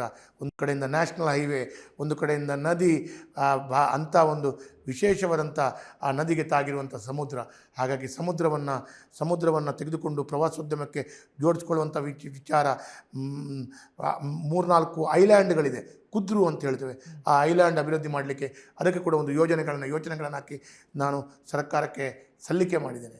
ಹಾಗಾಗಿ ಇದೆಲ್ಲವೂ ಒಂದು ಕಡೆಯಿಂದ CRZ ನಾವು ಅದಕ್ಕೆ 100 ಮೀಟರ್ ಇದ್ದದ್ದು ಸರಳೀಕರಣ ಮಾಡ್ತೀವಿ ಅಂತ ಹೇಳ್ತೀರಿ, ಇವತ್ತಿನ ತನಕ ಏನೂ ಮಾಡಿಲ್ಲ. ಇದನ್ನೆಲ್ಲವನ್ನು ಮಾಡಿದಾಗ ಕೇವಲ ಪತ್ರಿಕೆ statement only given by the Congress leaders, ಆ ಸಿಂಗಲ್ ವರ್ಕ್ ಆಗಿಲ್ಲ. ಇವತ್ತು ನಾನು ಎದೆ ತಟ್ಟಿ ಹೇಳ್ತೇನೆ, ಕಳೆದ 3 ವರ್ಷಗಳಲ್ಲಿ ಮಂಗಳೂರಿನಲ್ಲಿ ಏನೆಲ್ಲ ಉದ್ಘಾಟನೆ ಆಗಿದೆ ಅದೆಲ್ಲವೂ ಯಡಿಯೂರಪ್ಪರು ಮತ್ತು ಬೊಮ್ಮಾಯಿ ಇರುವ ಕಾಲದಲ್ಲಿ ವೇದವ್ಯಾಸ ಮತ್ತು ಗುದ್ದಲಿ ಪೂಜೆ ಮಾಡಿದ ಕಾಮಗಾರಿಯನ್ನು ದಿನೇಶ್ ಗುಂಡೂರಾವ್ ಇರ್ಬೋದು, ಖಾದರ್ ಇರ್ಬೋದು, ಐವಾನ್ ಇರ್ಬೋದು, ಮಂಜುನಾಥ್ ಭಂಡಾರಿ ಇರ್ಬೋದು, ಅಥವಾ ಇನ್ಯಾರಾದರೂ ಕಾಂಗ್ರೆಸ್ನ ನಾಯಕರಿರ್ಬೋದು, ಇವರು ಉದ್ಘಾಟನೆ ಮಾಡಿದ್ದು ಸ್ವಾಮಿ, ಗುದ್ದಲಿ ಪೂಜೆ ಮಾಡಿದ್ದು ನಾನು. ಜನ ಅದೇ ಅಂತ ಇದ್ರು, ದಿನೇಶ್ ಗುಂಡೂರಾವ್ ಉದ್ಘಾಟನೆಗೆ ಮಾತ್ರ ಬರ್ತಾ ಇದ್ರು ಅಂತೇಳಿ ಮಾತಾಡ್ಕೊಳ್ತಾ ಇದ್ರು, ಗುದ್ದಲಿ ಪೂಜೆ ಮಾಡೋದು ವೇದವ್ಯಾಸ ಕಾಮತ್ ಅವರು ಅಂತೇಳಿ. ನಾನು ಇವತ್ತು ಹೇಳ್ತೇನಲ್ಲ, ಯಾವುದೇ ಕಾರ್ಯಗಳಂತ ತಗೊಳ್ಳಿ ನೀವು, ಅದನ್ನು ಎಲ್ಲವನ್ನ ಗುದ್ದಲಿ ಪೂಜೆ ಮಾಡಿದ್ದು ನನ್ನ ಅವಧಿಯಲ್ಲಿ, ಉದ್ಘಾಟನೆ ಅವರ ಅವಧಿಯಲ್ಲಿ ಮಾಡುವಂಥ ಅವಕಾಶಗಳು ಸಿಕ್ಕಿರ್ಬೋದು. ಕದ್ರಿ ಪಾರ್ಕಿನ ಮುಖ್ಯ ರಸ್ತೆಯಲ್ಲಿ ಅಂಗಡಿಗಳು ನಾನು ಮಾಡಿದ್ದು ಸ್ವಾಮಿ, ನನ್ನ ಅವಧಿಯಲ್ಲಿ ಆಗಿದ್ದು. ಹೋಗಿದ್ದು ಉದ್ಘಾಟನೆ ಅವರು ಮಾಡಿಕೊಂಡು ಯಾರಿಗೋ ಟೆಂಡರ್ ಕೆಲಸ ಕೊಟ್ಕೊಳ್ಳಿ. ಆದರೆ ಜನರು ಇದನ್ನೆಲ್ಲವನ್ನು ಗಮನಿಸ್ತಾರೆ. ಮಂಗಳದೇವಿ, ಕಾರ್ ಸ್ಟ್ರೀಟು, ಕದ್ರಿ, ಡೊಂಗರ್ಕೇರಿ ಈ ಎಲ್ಲ ಮುಖ್ಯ ರಸ್ತೆಗಳು ನನ್ನ ಅವಧಿಯಲ್ಲಿ ವಿಜೃಂಭಣೆಯಲ್ಲಿ ರಾರಾಜಿಸುವಂಥ ಹೊಸತನದ ಒಂದು ವಿಚಾರವನ್ನು ಮೂಡಿಸುವಂಥ ರೀತಿಯ ಆ ಒಂದು ಚಿಂತನೆಯನ್ನು ಮಂಡಿಸುವಂಥ ಕೆಲಸ ಕಾರ್ಯಗಳು ನಾನು ಮಾಡಿದ್ದೇನೆ. ಅದರಲ್ಲಿ ಎಲ್ಲವೂ ಜನರಿಗೆ ಮತ್ತು ಅದ್ರ ಎಲ್ಲದಕ್ಕಿಂತ ಪ್ರತಿ ಮನೆಗಳ ಪರಿಚಯ. ಇವತ್ತು ಹೇಳ್ತೇನೆ, ಇಡೀ ರಾಜ್ಯದಲ್ಲಿ ಕಳೆದ 75 ವರ್ಷದಲ್ಲಿ ಯಾರಾದರೂ ಒಬ್ಬರು ಶಾಸಕರು ಅವರ ವಿಧಾನಸಭಾ ಕ್ಷೇತ್ರದ ಯಾವುದೇ ಮನೆಗಳ ಗುರುತನ್ನು ಹೇಳಲಿಕ್ಕೆ ಹೇಳಿ, ಅವರು ಹೇಳ್ತಾರೋ ಹೇಳೋದಿಲ್ಲೋ ನನಗೆ ಗೊತ್ತಿಲ್ಲ ಸರ್. ಆದರೆ ವೇದವ್ಯಾಸ ಕಾಮತ್ ಕೇಳಿ ನೋಡಿ. ನೀವು ನನ್ನ 38 ವಾರ್ಡಿನಲ್ಲಿ ಯಾವುದೇ ಓಣಿ, ಯಾವುದೇ 10 ಫೀಟಿನ ಓಣಿ, 1 ಫೀಟಿನ ಓಣಿಯಿಂದ ಹಿಡಿದು 50 ಫೀಟಿನ ರಸ್ತೆ, 100 ಫೀಟಿನ ರಸ್ತೆ, ಯಾವ ರಸ್ತೆಯಲ್ಲಿ ಯಾವ ಮನೆಗಳ ಯಾವ ಬಿಲ್ಡಿಂಗ್, ಆ ಮನೆಯ ಬಿಲ್ಡಿಂಗಿನ ಕಮರ್ಷಿಯಲ್ನ ಪೇಂಟಿಂಗ್ನ ಕಲ್ಲರ್ ಕೇಳಿ ಸರ್, ಇಲ್ಲಿ ಕೂತು ಹೇಳಬಲ್ಲಂಥ ಸಾಮರ್ಥ್ಯ ಇರುವಂಥ ಅಷ್ಟರ ಮಟ್ಟಿಗೆ ನಾನು ಮನೆಗಳಿಗೆ, ಓಣಿಗಳಿಗೆ, ಮನಸ್ಸುಗಳಿಗೆ ಮುಟ್ಟಿದ್ದೇನೆ. ಇದು ಬೇಕಾದರೆ ಇನ್ನೊಂದು ದಿವಸ ನಾನು ಯಾವುದಾದ್ರೂ ಒಂದು ಕಾರ್ಯಕ್ರಮದಲ್ಲಿ ಒಂದು 10 ಫೋನನ್ನು ಲೈವ್ ತಗೊಳ್ತೇನೆ. ಆ ಲೈವಲ್ಲಿ ಆ ಸಾರ್ವಜನಿಕರು ನಾನು ಇಂಥ ಏರಿದವರು, ನನ್ನ ಮನೆಯ ಈ 2ನೇ ಕ್ರಾಸ್ನಲ್ಲಿ 3ನೇ ಮನೆ, ನಾನು 1 ನಿಮಿಷ ಆಲೋಚನೆ ಮಾಡಿ 2ನೇ ಕ್ರಾಸ್ನ 3ನೇ ಮನೆ, ನಿಮ್ಮ ಮನೆ ಈ ಕಲರ್ ಪೇಂಟ್ ಅಂತ ಹೇಳ್ತೇನೆ. ಹೇಳಲಿಲ್ಲ ಅಂತೇಳಿ ಆದರೆ ಮುಂದಿನ ಚುನಾವಣೆ ನಿಲ್ಲಲ್ಲ ನಾನು. ಅಷ್ಟರ ಮಟ್ಟಿಗೆ ಕ್ಷೇತ್ರವನ್ನು ಗುರುತಿಸಿಕೊಂಡಿದ್ದೇನೆ, ಅಷ್ಟರ ಮಟ್ಟಿಗೆ ಕ್ಷೇತ್ರವನ್ನು ಸಂಚಾರ ಮಾಡಿದ್ದೇನೆ. ಅದಕ್ಕಾಗಿ ಜನರ ಮನಸ್ಸಿನಲ್ಲಿ ನೀವು ನನ್ನ ಕ್ಷೇತ್ರದಲ್ಲಿರುವ 2ನೇ ಕ್ಲಾಸ್ನ ಮಗು ಅವರಿಗೆ ಓಟಿಲ್ಲ, ಹೋಗಿ ಕೇಳಿ ನೋಡಿ, ನನ್ನ ಫೋಟೋ ತೋರಿಸಿ, ಇವರು ಯಾರು ಅಂತ ಕೇಳಿ, ನರೇಂದ್ರ ಮೋದಿಯವರ ಫೋಟೋ ತೋರಿಸಿ, ಇದು ನರೇಂದ್ರ ಮೋದಿಜಿ, ಇದು ವೇದವ್ಯಾಸ ಕಾಮತ್, ಹೇಳಿಲ್ಲ ಅಂತ ಹೇಳಿದ ಕೇಳಿ. 80% of this first standard, second standard student will tell my name. ಅದಕ್ಕಾಗಿ ಹೇಳ್ತೇನೆ, ಜನರೊಂದಿಗೆ ಭಾವನಾತ್ಮಕವಾಗಿ ಬೆರೆತುಕೊಂಡು ಎಲ್ಲರನ್ನು ಸೇರಿಸ್ಕೊಂಡು ಅಭಿವೃದ್ಧಿ ಮಾಡುವಂಥ ಕೆಲಸ ಕಾರ್ಯಗಳಲ್ಲಿ ಹಗಲು ರಾತ್ರಿ ದುಡಿದಿದ್ದೇನೆ. ರಾತ್ರಿ 2-4 ಗಂಟೆ ಆದರೂ ಕೋಲ, ನೇಮ, ಯಕ್ಷಗಾನ ಜನರ ಮಧ್ಯದಲ್ಲಿ ಇದ್ದೇನೆ. ಅದಕ್ಕಾಗಿ ಅದನ್ನೆಲ್ಲ ಕಂಡಾಗ ವೇದವ್ಯಾಸರು ರಾತ್ರಿ ಹಗಲು ಕೆಲಸ ಮಾಡುವಂಥ ವ್ಯಕ್ತಿ. ಆದರೆ ಅವರಿಗೆ ಹಣ ಕೊಡದಂಥ ಸರ್ಕಾರ ಯಾವುದಾದಿದ್ದರೆ ಅದು ಕಾಂಗ್ರೆಸ್ ಸರ್ಕಾರ ಅಂತ ಹೇಳಲಿಕ್ಕೆ ಬಯಸ್ತೇನೆ. ಸರ್, ತಾವಾಗಷ್ಟೇ ಹೇಳ್ತಾ ಇದ್ರು, ಅದು ಸೇತುವೆ ಬ್ರಿಡ್ಜ್ ಮೇಲೆ ಹೋಗಿದ್ದೆ, ಬೋಟ್ನಲ್ಲಿ ಹೋಗಿ ಪರಿಶೀಲನೆ ಮಾಡಿದ್ವು. ಯಾವಾಗ ಅದು ಉದ್ಘಾಟನೆಗೆ ಸಿದ್ಧವಾಗಬಹುದು ಅಂತ ಸರ್? ಕಳೆದೊಂದು ವರ್ಷದಿಂದ ಬರದಿಂದ ಸಾಗಿದೆ, 4 ದಶಕಗಳ ಕನಸು ಅನ್ನುವಂಥದ್ದು ಹೇಳ್ತಾ ಇದ್ರು ಜನ. ಯಾವಾಗ ಆಗ್ಬೋದು ಸರ್ ಪರಿಪೂರ್ಣ? ನನಗೆ ಕಾಣ್ತಾನೆ ಇನ್ನೊಂದು 6 ತಿಂಗಳಲ್ಲಿ ಸಂಪೂರ್ಣ ಆಗ್ಬೋದು ಅಂತ ಕಾಣುತ್ತೆ. 75 ವರ್ಷಗಳಲ್ಲಿ ಮಂಗಳೂರಿನಿಂದ ಬೆಂಗಳೂರಿಗೆ ಹೋಗಲಿಕ್ಕೆ ಸಂಪರ್ಕ ಇಲ್ಲದೆ ಅವರು ಸುತ್ತು ಬಳಸಿ ಬಂದುಕೊಂಡು ಆಸ್ಪತ್ರೆಯ ವ್ಯವಸ್ಥೆಗಳು ಈಗ within 3 minutes to 5 minutes they can come to Mangalore city. It may be any hospital, any temple. Sir, 50 ಕೋಟಿ ರೂಪಾಯಿ ಅನುದಾನವನ್ನು ಅದಕ್ಕೆ ಕೊಟ್ಟುವಂಥ ಕೆಲಸ ಕಾರ್ಯಗಳು ಮಾಡಿದ್ದೇನೆ. ಹಾಗಾಗಿ ನಾನು ಒಂದು ಮಾತನ್ನು ಹೇಳ್ತೇನೆ, ಎಲ್ಲರೂ ಮಾಡುವಂಥ ಕಾರ್ಯವನ್ನು ಮಾಡುವಂಥದ್ದು ಒಂದು ಭಾಗ ಆದರೆ, ಯಾರು ಮಾಡಿದಂಥ ಕಾರ್ಯವನ್ನು ಮಾಡುವಂಥದ್ದೇ ನಿಜವಾದ ಶಾಸಕನ ಲಕ್ಷಣ. ಅದು ವೇದವ್ಯಾಸ ಕಾಮತ್. ಕೇಳ್ಕೊಂಡು ನೋಡಿ. ತಮ್ಮ ಡ್ರೀಮ್ ಪ್ರಾಜೆಕ್ಟ್ ಸರ್ ಯಾವುದು ಕ್ಷೇತ್ರದ? ಸರ್, ನನ್ನ ಡ್ರೀಮ್ ಪ್ರಾಜೆಕ್ಟ್ 10 ಹಲವು ಇದೆ. ನಾನು ಐಲ್ಯಾಂಡ್ಗಳನ್ನು ಅಭಿವೃದ್ಧಿ ಮಾಡಬೇಕು ಅಂತ ಹೇಳಂತ ಬ್ಲೂ ಪ್ರಿಂಟ್ ಮಾಡಿಟ್ಟಿದ್ದೇನೆ. ಸರ್, ನಾನು ನನ್ನ ಸರ್ಕಾರ ಇರುವಾಗ ಒಂದು ರೋರೋ ಮುಖಾಂತರ ನೇತ್ರಾವತಿ ಬ್ರಿಡ್ಜಿಂದ ಕೂಳೂರಿಗೆ ರೋರೋ ಮುಖಾಂತರ ಜನರನ್ನು ಮತ್ತು ವಾಹನವನ್ನು ನೀರಿನಲ್ಲಿ ಸಾಗಿಸುವಂಥ ರೀತಿಯ ಪ್ರಕ್ರಿಯೆಯ ಚಿಂತನೆಗಳನ್ನು ಒಳಪಟ್ಟಂಥ ಒಂದು ಪ್ರವಾಸೋದ್ಯಮ ಚಿಂತನೆಗಳನ್ನು ಐಲ್ಯಾಂಡ್ ಡೆವಲಪ್ಮೆಂಟ್ ಮಾಡಲಿಕ್ಕೆ ಅದಕ್ಕೊಂದು ಬ್ಲೂ ಪ್ರಿಂಟ್ ಮಾಡಿಟ್ಟಿದ್ದೇನೆ. ಅದರ ಒಟ್ಟಿಗೆ ಒಂದು ವಿಶೇಷವಾಗಿ ನಾನು ಹೇಳಬೇಕು ಅಂತ ಹೇಳಿದ್ರೆ, ಸರ್, ಮಂಗಳೂರು ನಗರ ಭಾಗ 9 ಜಿಲ್ಲೆಗಳ ಪೇಷಂಟು ವೆನ್ಲಾಕ್ ಆಸ್ಪತ್ರೆಗೆ ಬರ್ತಾರೆ ಸರ್. ನಾನು ಶಾಸಕನಾಗಿ ಬರುವಾಗ 18 ICU ಇದ್ದದ್ದು ಈಗ 120 ICU ಇದೆ.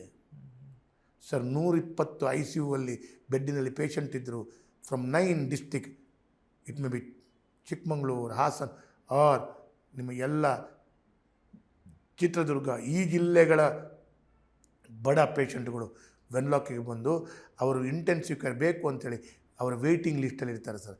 ಅದಕ್ಕಾಗಿ ನಾನು ಹೇಳ್ತೇನೆ, ನಮ್ಮ ಜಿಲ್ಲೆಯ ಖಾದರ್ರೇ ಇದ್ದಾರೆ, ಅವ್ರಿಗೆ ಹೇಳ್ತೇನೆ ನಮ್ಮ ಜಿಲ್ಲೆಯಲ್ಲಿ ಇನ್ನೊಂದು 200 ವೆಂಟಿಲೇಟರ್ ಮಾಡಿ, ಒಂದು 100 ಡಯಾಲಿಸಿಸ್ ಸೆಂಟರ್ ಆಗಬೇಕು ಮಂಗಳೂರಿಗೆ. ಅದರ ಒಟ್ಟಿಗೆ ಅಂತರ್ಜಲ ಕುಸಿತಾ ಇದೆ. ಇವತ್ತು ತುಂಬೆಯಲ್ಲಿ ನೀರಿಲ್ಲ ಅಂದರೆ ಇಷ್ಟು ಮಳೆ ಬರ್ತಾ ಇದ್ರೂ ಕೂಡ ಕುಡಿಯುವ ನೀರಿಲ್ಲ. ಹಾಗಾಗಿ ಮಳೆಯ ನೀರನ್ನು ತಡೆ ಹಿಡಿಯುವಂಥ ದೃಷ್ಟಿಯಲ್ಲಿ ನಾವು ಎಲ್ಲ ಮನೆಗಳಿಂದ ಅದಕ್ಕೆ ನೀರನ್ನು ಜೋಡಿಸಿ ಆ ಬಾವಿಗೋ ಇನ್ನಿತರ ವ್ಯವಸ್ಥೆಗಳು ಕೊಡಿದರೆ ಹೆಚ್ಚಿನ ಕಡೆಗಳಲ್ಲಿ ಈ ಡ್ರೈನೇಜ್ ಫೆಸಿಲಿಟಿ ಅವ್ಯವಸ್ಥೆ ಎತ್ತರ ತಗ್ಗು ಪ್ರದೇಶ ಆದ ಕಾರಣ ಅದು ಬಾವಿಯ ನೀರು ಹಾಳಾಗಿರುವಂಥ ಸಂದರ್ಭಗಳು ಆಗ್ತಿರುವಾಗ ನಾವು ಇಂಗು ಗುಂಡಿಯನ್ನು ನಗರ ಭಾಗದಲ್ಲಿ ಅದನ್ನು ಮಾಡಬೇಕು ಅಂತೇಳೋ ಚಿಂತನೆಯನ್ನು ನಾನು ಇವತ್ತು ಕೈಗೆತ್ತಿಕೊಳ್ಳುವಂಥ ಕೆಲಸ ಕಾರ್ಯಗಳು ಮಾಡ್ತಾಯಿದ್ದೇನೆ. ಹಾಗಾಗಿ ಇದು ಎಲ್ಲವೂ ಆಗಬೇಕು. ಮಂಗಳೂರು ಎತ್ತರ ತಗ್ಗು ಪ್ರದೇಶ, ಯಾರು ಏನು ಮಾಡಿದರೂ ಕೂಡ we can't satisfy drainage facility to each and every houses. Bangalore, Mysore, Davanagere ಅಥವಾ ಹುಬ್ಳಿ, ಧಾರವಾಡ, ಬೆಲ್ಗಾಂ ಇದೆಲ್ಲವೂ ಲೆವೆಲ್ ನಗರಗಳು. ಮಂಗಳೂರು ಎತ್ತರ ತಗ್ಗು ನಗರಗಳು. ಕುಡಿಯುವ ನೀರಿನ ಟಾಂಕಿಯಿಂದ ನೀರನ್ನು ಎತ್ತರದಿಂದ ವಾಲ್ ತಿರುಗಿಸಿದರೆ ಪಂಪ್ ಹಾಕಿ ಮನೆಗಳಿಗೆ ಹೋಗ್ಬೋದು. ಆದರೆ ಕೆಳಭಾಗದಿಂದ ಮನೆಯಿಂದ ಡ್ರೈನೇಜನ್ನು ಮೇಲ್ಭಾಗಕ್ಕೆ ಹೋಗಲಿಕ್ಕೆ ಆಗೋದಿಲ್ಲ. So this is the biggest challenge we are facing. ಹಾಗೆ ಅದಕ್ಕೂ ಕೂಡ ಹೊಸ ತಂತ್ರಜ್ಞಾನವನ್ನು ಉಪಯೋಗಿಸ್ಕೊಳ್ಬೇಕು. ಅದರ ಒಟ್ಟಿಗೆ ಇನ್ನು ಮುಂದೆ ಮಂಗಳೂರಿನ ಡ್ಯಾಮನ್ನು ಏರಿಸಬೇಕು. ಈಗ 6 ಮೀಟರ್ ಕುಡಿಯುವ ನೀರಿಗೆ ಡ್ಯಾಮ್ ಇದ್ದರೆ ಅದು 7 ಮೀಟರ್ ಮಾಡಬೇಕಾದ್ರೆ ಸರಿಸುಮಾರು 100-150 ಕೋಟಿ 7 ಮೀಟರ್ಗೆ ಅದನ್ನು ಏರಿಸಬೇಕು ಅಂತೇಳಿ. ಆದರೆ ನಮಗೆ ಆ ಪರಿಸರದ ಜಾಗಗಳು ಮುಳುಗ್ತವೆ. ಅದಕ್ಕೂ 100-150 ಕೋಟಿ ರೂಪಾಯಿ ಬೇಕು. ಆ ಮುಳುಗಡೆ ಆಗುವಂಥ ಪ್ರದೇಶವನ್ನು ಸರ್ಕಾರ ಆ ಜಾಗವನ್ನು ಖರೀದಿ ಮಾಡಬೇಕು. ಇದು ಮಾತ್ರವಲ್ಲದೆ ಇನ್ನು ಮುಂದಿನ ದಿನಗಳಲ್ಲಿ ಎಲ್ಲೋ ಒಂದು ಕಡೆ ಇಂಡಸ್ಟ್ರಿಗಳಿಗೆ ಅಥವಾ ಇನ್ನಿತರ ವ್ಯವಸ್ಥೆಗಳಿಗೆ 20-50 MLD ನೀರನ್ನು ನಾವು ಸಮುದ್ರದಿಂದ ತೆಗೆದು ಇದನ್ನು ಪ್ಯೂರಿಫೈ ಮಾಡಿ ಡಿಸ್ಯಾಲಿನೇಷನ್ ಪ್ಲ್ಯಾಂಟನ್ನು ಹಾಕಿಸುವಂಥ ಕೆಲಸ ಕಾರ್ಯಗಳನ್ನು ಮಾಡಿದರೆ ನಾವು ದಿನನಿತ್ಯ 24 ಗಂಟೆ ಕುಡಿಯುವ ನೀರನ್ನು ಕೊಡುವಂಥ ಕೆಲಸ ಕಾರ್ಯಗಳು ಮಾಡ್ಬೋದು. ಇವತ್ತು 700 ಕೋಟಿ ರೂಪಾಯಿಯ ಈ ಕುಡಿಯುವ ನೀರಿನ ಪೈಪ್ ಅನುಷ್ಠಾನ ಆದರೂ ಕೂಡ ನಮಗೆ ಇನ್ಫ್ಲೋ ಕುಡಿಯುವ ನೀರು ಆ ಡ್ಯಾಮಲ್ಲಿ ಇಲ್ಲ ಅಂಥೇಳಿ ಆದರೆ ನಾವು ಪೈಪುಗಳು ಹಾಕಿ ಪೈಪುಗಳು ಬಿಟ್ಟಾಗ ಗಾಳಿ ಬರುತ್ತೆ. ಹಾಗಾಗಿ ಇನ್ಫ್ಲೋವನ್ನು ಹೆಚ್ಚಿಸಬೇಕಾದಂಥ ಜವಾಬ್ದಾರಿ ಕೂಡ ಇದೆ. ಅದಕ್ಕೆ ಕೂಡ ಸರ್ಕಾರ ಕೈಗೆತ್ತಿಕೊಳ್ಬೇಕು ಅಂತೇಳುವಂಥದ್ದನ್ನು ಕೂಡ ಹೇಳ್ತಾರೆ. ಸರ್, ನಾವು ಫಿಶ್ ಮಾರ್ಕೆಟ್ಗೆ ಹೋಗಿದ್ದೆ. ಮೀನುಗಾರರ ಸಮಸ್ಯೆಯನ್ನು ಪರಿಹರಿಸುವ ನಿಟ್ಟಿನಲ್ಲಿ ಎಲ್ಲ ಕಾರ್ಯಕ್ರಮಗಳನ್ನು ತಂದಿರಂತ. ಸರ್, ಮೀನುಗಾರರಿಗೀಗ ಸೆಂಟ್ರಲ್ ಮಾರ್ಕೆಟ್ನಲ್ಲಿ ಹೊಸದಾಗಿ ಮೀನು ಮಾರುಕಟ್ಟೆ ಆಗ್ತಾ ಇದೆ, ಕಂಪ್ಲೀಟ್ ಆಗಿದೆ. ಇನ್ನೊಂದು 2 ತಿಂಗಳಲ್ಲಿ ಅದು ಲೋಕಾರ್ಪಣೆ ಆಗ್ತದೆ.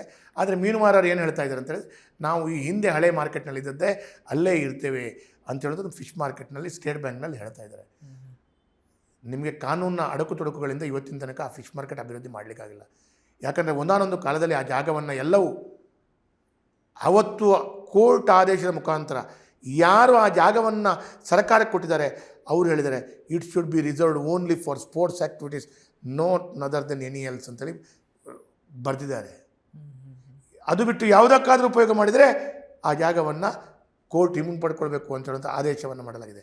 ಹಾಗಿರುವಾಗ ಟೆಂಪ್ರರಿ ಪ್ರಿಮೈಸಸ್ಸನ್ನು ಫಿಶಿಂಗ್ ಮಾರ್ಕೆಟ್ ಮಾಡಿಕೊಡ್ತೇವೆ. ಪರ್ಮನೆಂಟ್ ಮಾಡಲಿಕ್ಕೆ ಈ ಕೋರ್ಟ್ ಕಾನೂನು ನಮ್ಗೆ ಬಿಡ್ತಾ ಇಲ್ಲ. ಅಲ್ಲಿ ಹತ್ತಿರದಲ್ಲಿ ಟೆಂಪ್ರರಿ ಬಸ್ ಸ್ಟ್ಯಾಂಡನ್ನು ಮಾಡಿದ್ದೇವೆ. ಪರ್ಮನೆಂಟ್ ಮಾಡಲಿಕ್ಕೆ ನಮಗೆ ಕೋರ್ಟಿನ ಈ ವ್ಯವಸ್ಥೆಗಳು ಬಿಡ್ತಾ ಇಲ್ಲ.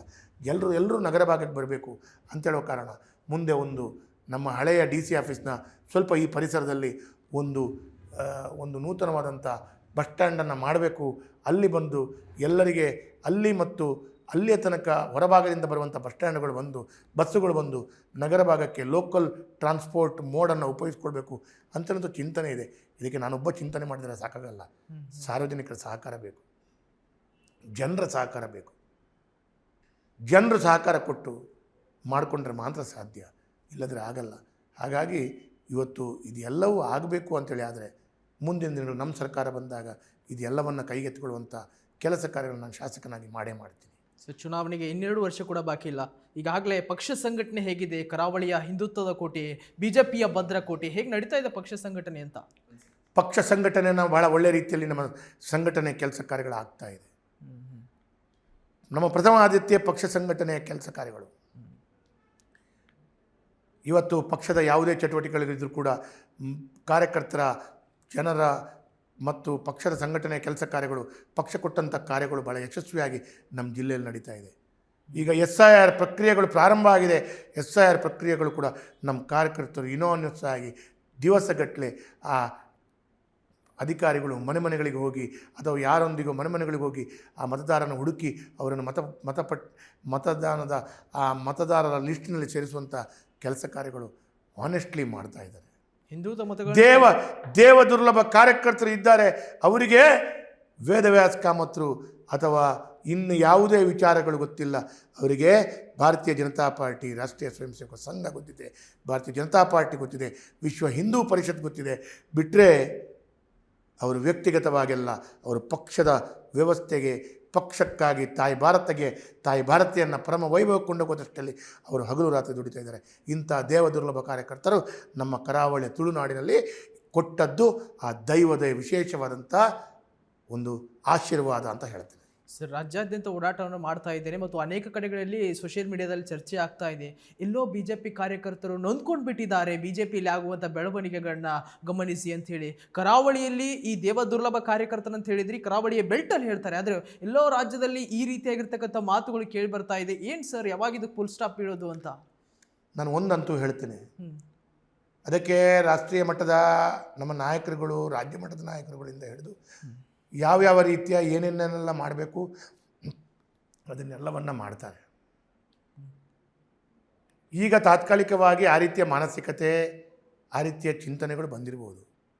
ಆದರೆ ಅದರ ಅರ್ಥ ಆ ರೀತಿಯ ಮಾನಸಿಕತೆ ಕಾರ್ಯಕರ್ತರಿಗೆ ಬಂದಿದೆ ಅಂಥೇಳಿ ಆದರೆ ಕಾಂಗ್ರೆಸ್ನವರಿಗೆ ಅಪರ್ ಹ್ಯಾಂಡ್ ಅಂತ ಹೇಳುವಂಥದ್ದು ಕಾಂಗ್ರೆಸ್ನವರು ತಿಳ್ಕೊಳ್ಳೋದು ಬೇಡ. ಎಲ್ಲೋ ಒಂದು ಕಡೆ ನಮ್ಮ BJP ಆಂತರಿಕ ಈ ವಿಷಯಗಳನ್ನು ಕಂಡಾಗ ಕಾರ್ಯಕರ್ತರಿಗೆ ಮನಸ್ಸಿಗೆ ದುಃಖ ಆಗಿರ್ಬೋದು, ಅಥವಾ ಮತದಾರರಿಗೆ ದುಃಖ ಆಗಿರ್ಬೋದು. ಆದರೆ ಇದೆಲ್ಲವೂ ಕಾಂಗ್ರೆಸ್ಸನ್ನು ಹೋಲಿಕೆ ಮಾಡಿದರೆ, ಕಾಂಗ್ರೆಸ್ಸನ್ನು ಕಂಡಾಗ ನಮಗಂತೂ ಇವತ್ತು ನಮ್ಮ ಸಿದ್ಧಾಂತ, ನಮ್ಮ ಚಿಂತನೆಯನ್ನು ಅನುಷ್ಠಾನ ಮಾಡುವಂಥ ಏಕೈಕ ಪಾರ್ಟಿ ಭಾರತೀಯ ಜನತಾ ಪಾರ್ಟಿ. ಹಾಗಾಗಿ ಇದೆಲ್ಲವೂ ಮುಂದಿನ ಕೆಲವಾರು ತಿಂಗಳೊಳಗಡೆ ಫುಲ್ ಸ್ಟಾಪ್ ಆಗುತ್ತೆ, ಎಲ್ಲವಾಗುತ್ತೆ. ಇಡೀ ರಾಜ್ಯದಲ್ಲಿ ಒಟ್ಟಾಗಿ ಒಂದಾಗಿ ಪಕ್ಷ ಸಂಘಟನೆ ಹಾಗೇ ಆಗುತ್ತೆ. 2028ರಲ್ಲಿ ನೀವು ನೋಡಿ, ಪಾರ್ಟಿಗೆ ಭಾರತೀಯ ಜನತಾ ಪಾರ್ಟಿ ಏನು ಮಾಡುತ್ತೆ ಅಂತೇಳೋಕ್ಕಿಂತ ಇಡೀ ರಾಜ್ಯದ ಜನತೆಗೆ ಕಾಂಗ್ರೆಸ್ ಬೇಡ. ಓಕೆ, ಅಷ್ಟು ಆತ್ಮವಿಶ್ವಾಸ. ಸರ್, ಕೊನೆಯ ಪ್ರಶ್ನೆ. ಕ್ಷೇತ್ರ ಜನ ಹೇಳ್ತಾ ಇದ್ರು, ಈಗಾಗಲೇ ಶಾಸಕರಾಗಿ 2 ಬೇರೆ ಕೆಲಸ ಮಾಡಿದಿರಿ, ಮತ್ತೊಂದಿಷ್ಟು ಉನ್ನತ ಸ್ಥಾನಗಳು ಸಿಗಬೇಕು ವೇದವ್ಯಾಸ ಕಾಮತ್ ಅವರಿಗೆ ಪಾರ್ಟಿಯಲ್ಲಾಗಲಿ ಅಂತೇಳಿ, ಮತ್ತು ಮುಂದೆ ಸರ್ಕಾರ ಬಂದರೆ ಸಚಿವರು ಆಗಬೇಕು ಎನ್ನುವಂಥ ಆಸೆಯನ್ನು ವ್ಯಕ್ತಪಡಿಸಿದರು. ತಮಗೆ ಯಾವ ಆಸೆ ಇದೆ ಅಂತ ಮುಂದೆ? ಸರ್, 100ಕ್ಕೆ 100 ನಾನು ಒಂದು ಮಾತನ್ನು ಹೇಳ್ತೇನೆ. ನಾನು ರಾಷ್ಟ್ರೀಯ ಸ್ವಯಂ ಸೇವಕ ಸಂಘದ ಒಂದು ಬಾಲ್ಯ ಸ್ವಯಂ ಸೇವಕ. ಹೌದು, ಬಾಲ್ಯ ಸ್ವಯಂ ಸೇವಕ ಅಂದರೆ 6 ವರ್ಷ ವಯಸ್ಸಿನಲ್ಲಿ ನಾನು ಶಾಖೆಗೆ ಹೋಗ್ತಾ ಬಂದವ. ತದನಂತರ ಬೇರೆ ಬೇರೆ ಸಣ್ಣ ಸಂಘದ ಬೇರೆ ಬೇರೆ ಜವಾಬ್ದಾರಿಗಳಲ್ಲಿ ಬೆಳೆದವ. ನಮ್ಮ ಜಿಲ್ಲೆಯಲ್ಲಿ ಯಾವುದೇ ಆಸೆ ಆಕಾಂಕ್ಷೆಗಳು ಅದು ಈಡೇರುತ್ತಾ ಅಂತ ಹೇಳಿದರೆ ಈಡೇರುವಂಥದ್ದು ಅದು ಎಲ್ಲವೂ ಅದಕ್ಕೆ ಬೇರೆ ಬೇರೆ ರೀತಿಯ ವಿಚಾರಗಳಿದೆ. ಸರ್, ಒಂದಂತೂ ಹೇಳ್ತೇನೆ, ನನ್ನ ಜೀವಮಾನದಲ್ಲಿ ನಾನು ಒಂದು ಶಾಸಕನಾಗ್ತೀನಿ ಅಂತ ನಾನು ಎಣಿಸ್ಕೊಂಡಿಲ್ಲ. ನನಗೆ ಪಕ್ಷ ಗುರುತಿಸಿ ಟಿಕೆಟ್ ಸಿಗುತ್ತೆ, ನಮ್ಮ ಹಿರಿಯರು ನಮ್ಮನ್ನು ಗುರುತಿಸ್ತಾರೆ ಅಂತೇಳೋದು ನನಗೆ ಗೊತ್ತಿರಲಿಲ್ಲ. ಜನ ನನ್ನನ್ನು ಗೆಲ್ಲಿಸ್ತಾರೆ ಅಂತೇಳೋದು ನನಗೆ ಗೊತ್ತಿರಲಿಲ್ಲ. ಸರ್, ಇದೆಲ್ಲವೂ ನಮ್ಮ ಸಂಘಟನೆ, ನಮ್ಮ ಸಂಘ, ಪಕ್ಷ ಕೊಟ್ಟಂಥ ಭಿಕ್ಷೆ ನನಗೆ. ನಾನು ಕೇಳದೆ ನನಗೆ ಎಲ್ಲವೂ ಸಿಕ್ಕಿದಾಗ ಇನ್ನು ಇದಕ್ಕಿಂತ ದೊಡ್ಡ ಆಸೆ ಮಾಡಿದರೆ ನನಗೆ ನನ್ನ ಮನಸ್ಸೊಪ್ಪಲ್ಲ. ಇವತ್ತು ನನಗೆ ಯಾವುದೇ ಆಶೆಗಳಿಲ್ಲ. ನಾನು ಸ್ಪಷ್ಟವಾಗಿ ಹೇಳ್ತೇನೆ, ಸರ್ಕಾರ ಬಂದರೆ ನಾನು ಶಾಸಕನಾಗಿರಬೇಕು ಅಂತ ಹೇಳೋದು ಆಸೆ. ಸರ್ಕಾರ ಬಂದಾಗ ಶಾಸಕನಾಗಿರಬೇಕು, ಜನರ ಸಾವಿರಾರು ಕೋಟಿ ತಂದು ಅಭಿವೃದ್ಧಿ ಮಾಡಿ ವೇದವ್ಯಾಸ ಕಾಮತ್ರು ಸಚಿವನಲ್ಲದಿದ್ದರೂ ಕೂಡ ಸಚಿವನಾಗಿ ಅಷ್ಟೇ ತಾಕತ್ತಿರುವಂಥ ಶಾಸಕನಾಗಿ ಕೆಲಸ ಮಾಡುವಂಥ ಸಾಮರ್ಥ್ಯ ನನಗಿದೆ. ಹಾಗಾಗಿ ನನಗೆ ಸಚಿವ ಆಗಬೇಕು, ಮತ್ತೊಂದಾಗಬೇಕು, ಇದು ಪ್ರಮಾಣಪೂರ್ವಕವಾಗಿ ನನ್ನ ಮನಸ್ಸಿನಲ್ಲಿ ಯಾವುದೇ ಆಶೆಗಳಿಲ್ಲ. ಅದು ಎಲ್ಲಿ ಬೇಕಾದ್ರೆ ನಿಂತು ಹೇಳ್ತೇನೆ. ನಾನು ನಿಸ್ವಾರ್ಥವಾಗಿ ಸೇವೆ ಮಾಡ್ಕೊಂಡು ಬಂದಿದ್ದೇನೆ. ಇವತ್ತು ಹೇಳ್ತೇನೆ, ಪಕ್ಷ ಸಂಘಟನೆ ನಮ್ಮ ಹಿರಿಯರ ಹಾಕಿದಂಥ ಗೆರೆಯನ್ನು ದಾಟಲ್ಲ. ನೀವು ಹೇಳ್ತೀವಿ, ನಮ್ಮ ಜಿಲ್ಲೆಯ ವಿಶೇಷತೆಯೇ ಬೇರೆ. ಅವತ್ತು ಧನಂಜಯ ಕುಮಾರ್ ಅವರು MP ಆದರು, ತದನಂತರ ಸದಾನಂದ ಗೌಡರಾದರು, ನಳಿನ್ ಕುಮಾರ್ ಆದರು, ಬ್ರಿಜೇಶ್ ಚೌಟ್ರಿ ಬಂದರು, ಯಾರಾದರೂ ಒಬ್ಬರು ಬೇಜಾರು ಮಾಡ್ಕೊಂಡಿದ್ದನ್ನು ಕಂಡಿದ್ದೀರಾ?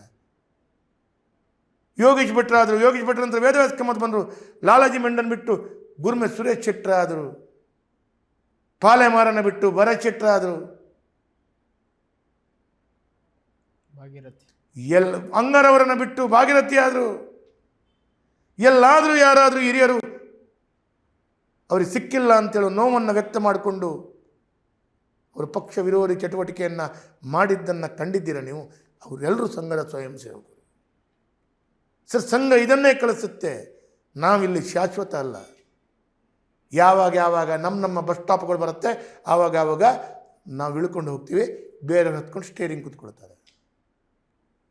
ನಾವು ಇದು ಪರ್ಮನೆಂಟಾಗಿ ಕೂತ್ಕೊಳ್ಳಿಕ್ಕೆ ನನ್ನ ಮನೆಯ ನನ್ನ ಅಪ್ಪನ ಮಾಡಿದಂಥ ಕೊಡುಗೆ ಅಲ್ಲ, ನನ್ನ ಫ್ಯಾಕ್ಟ್ರಿ ಅಲ್ಲ ಇದು. ಹಾಗಾಗಿ ಎಷ್ಟು ತನಕ ಪಕ್ಷ ಹಿರಿಯರು ನಮ್ಮ ಮೇಲೆ ವಿಶ್ವಾಸದಲ್ಲಿ ಸ್ಥಾನ ಕೊಡ್ತಾರೆ, ಕೆಲಸ ಮಾಡಲಿಕ್ಕೆ ಹೇಳ್ತಾರೆ, ಮಾಡ್ತೀವಿ.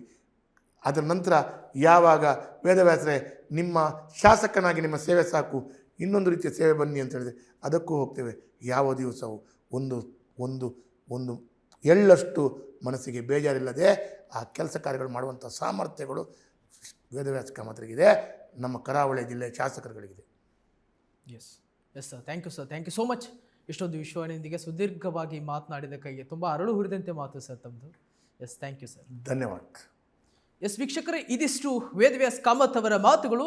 ಹಿಂದುತ್ವದ ಕೋಟೆಯಲ್ಲಿ ಅಭಿವೃದ್ಧಿಯ ಪರ್ವತವನ್ನು ಕಟ್ಟಿರ್ತಕ್ಕಂಥವರು ವೇದವ್ಯಾಸ ಕಾಮತ್ ಅವರು. ಒಬ್ಬ ಸಾಮಾನ್ಯ ಕಾರ್ಯಕರ್ತನಾಗಿ ಶಾಸಕರಲ್ಲದೆ ಅಷ್ಟೇ ಅಲ್ಲದೆ ಇಡೀ ಕರುನಾಡಿನಲ್ಲಿ ಕರಾವಳಿಯಲ್ಲಿ ತಮ್ಮದೇ ಆಗಿರ್ತಕ್ಕಂಥ ಒಂದು ಪಕ್ಷ ಸಂಘಟನೆಯ ನಿಷ್ಠೆಯನ್ನು ತೋರಿಸುತ್ತಾ ಇವತ್ತು ಮಂಗಳೂರು ದಕ್ಷಿಣ ಭಾಗದಲ್ಲಿ ಒಂದು ಅಭಿವೃದ್ಧಿಯ ಪರ್ವತವನ್ನು ಕಟ್ಟಿ ನಿಲ್ಲಿಸಿದ್ದಾರೆ ಅಂತ ಹೇಳ್ಬೋದು. ಮತ್ತೊಂದಿಷ್ಟು ವೈವಿಧ್ಯಮಯ ಸುದ್ದಿಗಳಿಗಾಗಿ ನೋಡ್ತಾ ಇರಿ ವಿಶ್ವವಾಣಿ ಟಿವಿ. ನಮಸ್ಕಾರ.